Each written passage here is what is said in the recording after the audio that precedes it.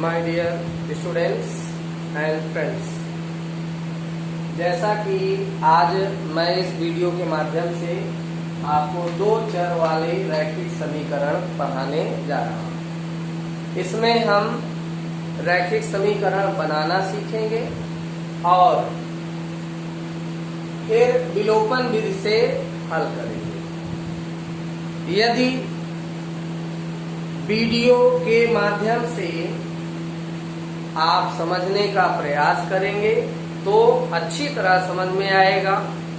मेरा हमेशा प्रयास रहता है कि आप अच्छी तरह से वीडियो के माध्यम से समझें और फिर अपने एजुकेशन को आगे बढ़ाएं। जैसा कि इस वीडियो में हम इस क्वेश्चन को सॉल्व करने जा रहे हैं, जिसमें लिखा हुआ एक आयत का क्षेत्रफल 9 वर्ग इकाई कम हो जाता है यदि लंबाई में 5 इकाई कम कर दिया जाए, लंबाई 5 इकाई घटा दिया जाए और चौड़ाई में 3 इकाई बढ़ा दिया जाए। यदि चौड़ाई बढ़ाएं और लंबाई घटाएं तो नया क्षेत्रफल पुराने वाले क्षेत्रफल से 9 वर्ग इकाई कम हो जाता है। जैसा कि यह आयत का चित्र है, इस आयत में लंबाई को हमने x मान लिया है और चौड़ाई को y। तो यहाँ हल करते हैं। हल करने में माना आयत की लंबाई x और चौड़ाई y हमने मान लिया है। तो प्रथम शर्त हम लागू करते हैं। प्रथम शर्त में लिखा है, जो कंडीशन लिखी गई है प्रश्न में उसी के अनुसार सवाल को एक एक वर्ड के अनुसार यहाँ हम व्यवस्थित करते हैं। तो जैसे यहाँ लिखा है लंबाई में 5 इकाई कम कर दिया जाए, लंबाई में 5 इकाई घटा दिया जाए। ये यहाँ x में हमने क्या किया, 5 घटा दिया और पुनः आगे है चौड़ाई में 3 इकाई बढ़ा दिया जाए, अर्थात चौड़ाई में 3 हमने प्लस कर दिया। बढ़ाने का मतलब प्लस धन। तो अब ये इतना मात्र यदि हम देखें तो शर्त के अनुसार यदि हम यहाँ पर देखें तो x माइनस वाई, देखिए मैं पहले एक बार सवाल को बताने का प्रयास किया, वीडियो नहीं ढंग से आई, इसलिए मैं दोबारा ये सॉल्व कर रहा हूँ, नहीं तो इतना सॉल्व किया था। फिलहाल अभी देखिए, समझिए x माइनस 5 और ये y प्लस 3 शर्त के अनुसार चौड़ाई में 3 बढ़ा दिया गया है। तो ओरिजिनल पुराना क्षेत्रफल अर्थात x और y के अनुसार यह नई लंबाई नई चौड़ाई के अनुसार नया क्षेत्रफल पुराने वाले क्षेत्रफल से 9 वर्ग इकाई कम है। फिर अर्थात यहाँ 9 जोड़ देंगे तो ये बराबर हो जाएगा। पुनः यहाँ सॉल्व करेंगे x और y का गुणा xy, ये xy प्राप्त होता है, यहाँ xy प्राप्त होता है। पुनः x से 3 में गुणा करेंगे धन 3x, ऋण और धन का गुणा 5y से गुणा करेंगे 5y, ऋण और धन का गुणा करेंगे ऋण 15 और पुनः यहाँ पर धन 9 बराबर xy। पुनः देखिए, समझिए बराबर चिन्ह ये लगा हुआ है, बराबर के बाईं तरफ और बराबर के दाईं तरफ। यहाँ पर दोनों तरफ यदि बराबर राशियां हैं तो बराबर राशि होने का मतलब बराबर राशि बराबर चिन्ह, तो ये कट जाएंगे और इस तरह से यहाँ 15 में से 6 9 घटाएंगे -6 बचेगा और बराबर में 0 और पुनः यहाँ ऋण 6 बराबर चिन्ह के उधर ले जाने पर धन 6 हो जाएगा, अर्थात ये हो गया समीकरण फर्स्ट। पुनः इस फर्स्ट कंडीशन के अनुसार हमने समीकरण फर्स्ट प्राप्त कर लिया। इसी प्रकार से सेकेंड कंडीशन हम यहाँ अडॉप्ट करते हैं। पुनः लंबाई में 3 इकाई और चौड़ाई में 2 इकाई बढ़ा दें। बढ़ाने का मतलब है प्लस करना है। तो यहाँ हम द्वितीय शर्त लगाते हैं। द्वितीय शर्त से और लंबाई में कितना बढ़ा दें? 3 इकाई, तो x धन 3। चौड़ाई में 2 इकाई बढ़ा दें, y प्लस 2। 2 इकाई बढ़ाने का मतलब y, जो ये चौड़ाई है, चौड़ाई y में 2 जोड़ दें, तो क्या हो जाता है? नया क्षेत्रफल पुराने वाले से 67 वर्ग इकाई बढ़ जाता है। यानी ये नया क्षेत्रफल पुराने वाले क्षेत्रफल से बढ़ जाता है, अधिक है, ये कम है। यदि हम यहाँ 67 जोड़ दें या इधर 67 घटा दें तो दोनों बराबर हो जाएंगे। तो हम राइट हैंड में 67 जोड़ देते हैं, तो लेफ्ट हैंड राइट हैंड दोनों आपस में बराबर हो जाते हैं। इसे सॉल्व करेंगे तो समीकरण प्राप्त होता है। जैसे कि x से दोनों में गुणा करेंगे तो x से y में गुणा करने पर xy, x से 2 में गुणा करेंगे धन 2x, धन 3 से y में गुणा 3y, धन धन का गुणा 3 दूनी 6 बराबर x y धन 67। और अब पुनः दोनों पक्षों में हम यहाँ पर x y काट देते हैं। इस तरह से 2x धन 3y 6 को पक्षांतरित करते हैं तो 67 माइनस 6 अर्थात 2x धन 3y बराबर 61। ये है समीकरण सेकेंड। तो समीकरण सेकेंड भी हमें प्राप्त हो जाता है।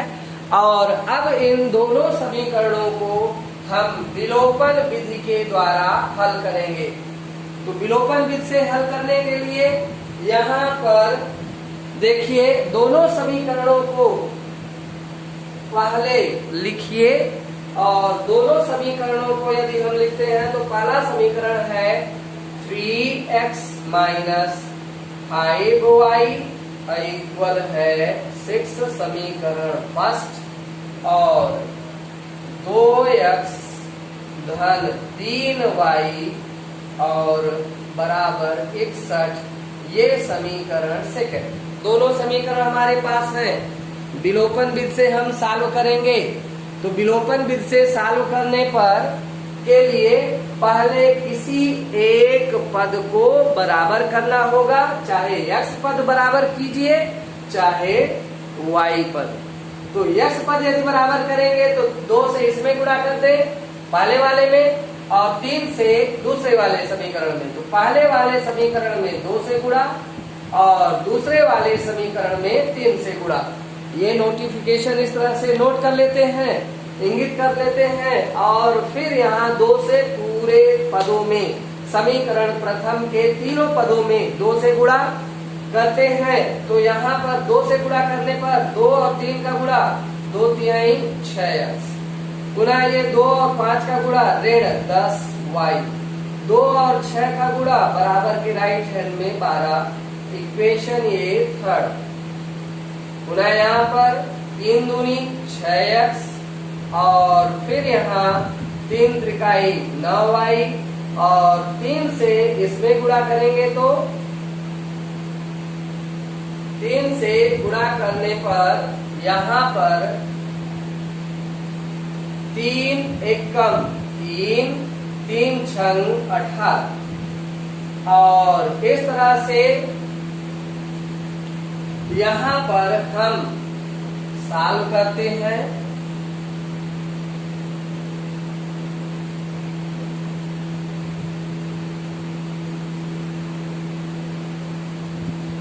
तो यहाँ माइनस चिन्ह प्लस चिन्ह माइनस, और ये है चौथा समीकरण। यहाँ चिन्ह बदलने के लिए हम लिखते हैं घटाने पर, और देखिए ये कैंसल हो गया 0। समान राशि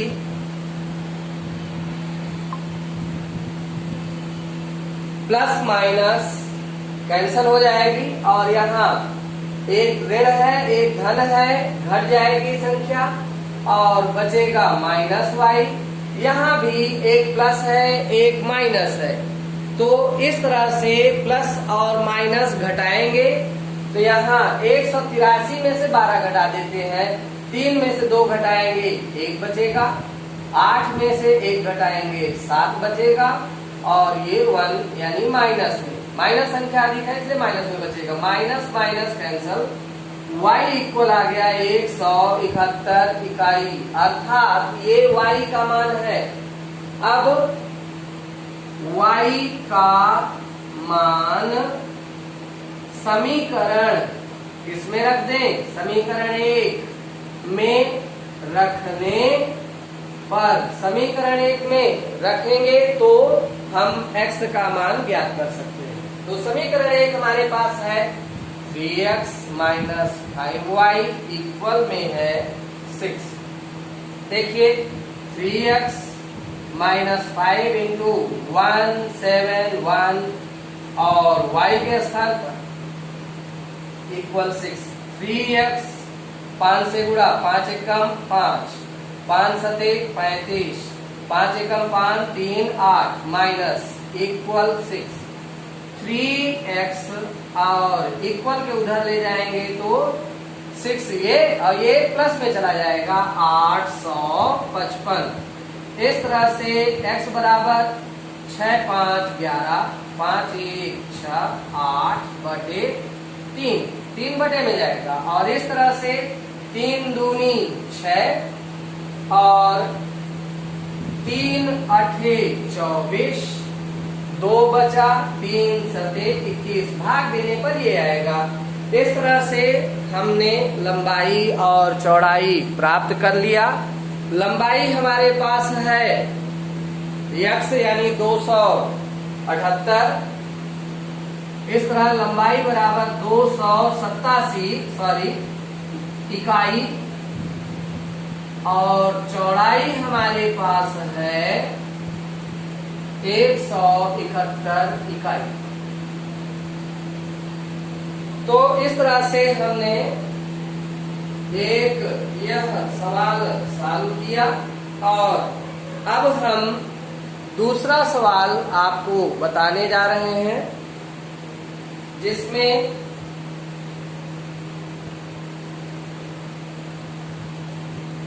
विलोपन विधि से हम सॉल्व करेंगे। पहले समीकरण बनाएंगे, समीकरण बनाने के बाद तब उसको हम सॉल्व करेंगे। देखिए समीकरण यदि बनाना है तो हमेशा बातों को ध्यान में रखिए कि प्रश्न के शर्त के अनुसार ही समीकरण को एडजस्ट करना है। शर्तों के अनुसार यदि हम एक एक शब्दों के अनुसार यदि समीकरण एडजस्ट करते हैं, प्राप्त करते हैं, तो फिर विलोपन विधि से हम हल करेंगे तो हमें उसका सलूशन, उचित सलूशन मिलेगा। यदि हम शब्दों में सही ढंग से ध्यान न देकर समीकरण बनाने की चेष्टा करेंगे तो समीकरण सही नहीं आएगा और फिर हम सवाल के आंसर भी नहीं प्राप्त कर सकेंगे।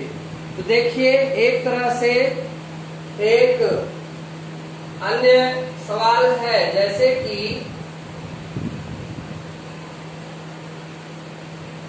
एक भिन्न 1/3 हो जाती है यदि उसके अंश से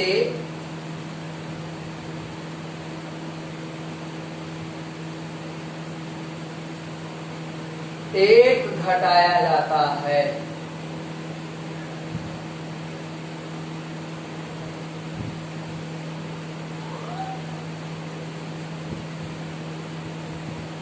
और वह 1/4 हो जाती है जब उसके हर में एक 8 जोड़ दिया जाता है। उसके हर में 8 जोड़ देते हैं। तो भिन्न का मान ज्ञात करना है, यानी भिन्न ज्ञात करना है।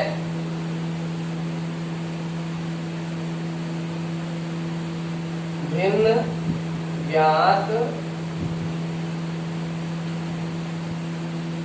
कीजिए, ये प्रश्न है। अब यहाँ यदि प्रश्न में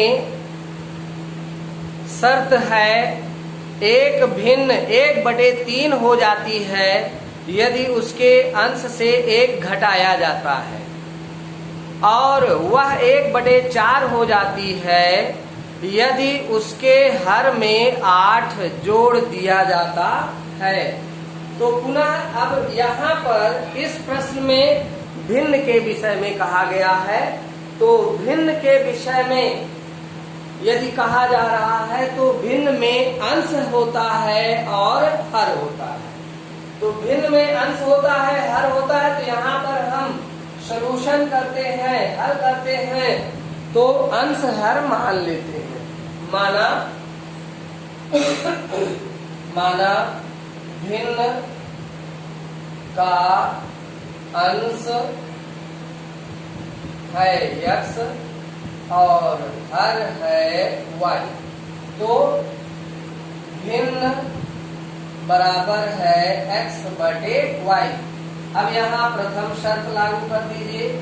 प्रथम शर्त से देखिए, शर्त के अनुसार यदि उसके अंश से 1 घटाया जाता है, अर्थात x में 1 घटा दें और y हर में कुछ नहीं करना है, केवल अंश से घटाया जाता है, अर्थात x - 1 अपन y इक्वल 1/3। ये भिन्न 1/3 हो जाती है। बहुत सिंपल है, सरल है।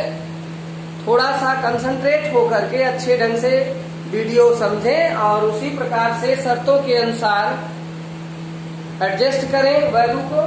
तो यहाँ तिर्यक गुणा करेंगे, तिर्यक गुणा करने पर 3 ब्रैकेट में x - 1, ऐसे ही 1 से इंटू हो जाएगा y में तिर्यक गुणा क्रॉस मल्टीप्लाई 3 से 3x हो गया, 3 से 1 में 3 और y से 1 में y इधर लाओ, 3 उधर ले जाओ।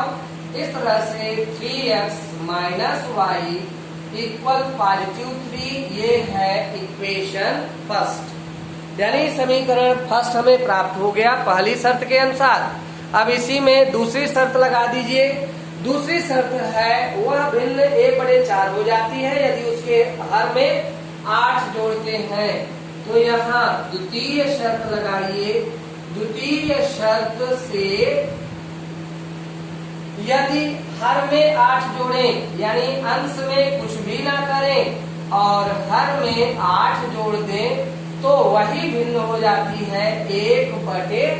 देखिए उसके हर में 8 जोड़ देते हैं, तो 8 जोड़िए, तो वह भिन्न हो जाती है 1/4, अर्थात बराबर में 1/4। यहाँ भी उसी प्रकार से तिर्यक गुणा करें। तिर्यक गुणा करने पर यहाँ पर प्राप्त होता है 4x। 4 से x में 1 से गुणा करेंगे, पूरा यही पद आएगा y + 8 और y पक्षांतरित करेंगे, तो यहाँ पर पक्षांतरण करने पर हमें प्राप्त होता है 4x - y = 8। ये है इक्वेशन सेकेंड। पुनः इस दोनों समीकरणों को हमें हल करना है। तो पहला समीकरण यहाँ हम लिख लेते हैं 3x - y इक्वल है 3। ये है समीकरण फर्स्ट। देखिए यहाँ हमें गुणा करने की आवश्यकता नहीं है किसी पद को बराबर करने के लिए, क्योंकि ऑलरेडी y दोनों जगह बराबर है, इनके गुणांक एक समान है। यहाँ भी एक गुणांक है, यहाँ भी। जब बराबर है तो इनके चिन्ह समान है, हमें चिन्ह बदलना होगा और चिन्ह बदल